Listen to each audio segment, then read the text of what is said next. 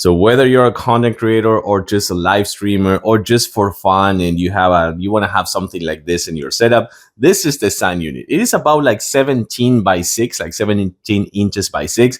It is made of acrylic, like a really nice one. And I have to say that the photo shows that there is like nothing in between. Only when it's dark. When it's not super dark, you're gonna see that you can see the cables on the back. I'm gonna turn off the lights in a little bit right here so you can see better. But it also comes with the holes right here, like pre-made holes right here, so you can actually hang it super easy. By the way, this super long cable is really long. It also comes with, let me show you, this right here. You can actually turn it on and off. Let's turn off the lights now. So as I was telling you before, boom, you can see how bright this one is when it's dark. It's actually really bright. I like it. I love this one.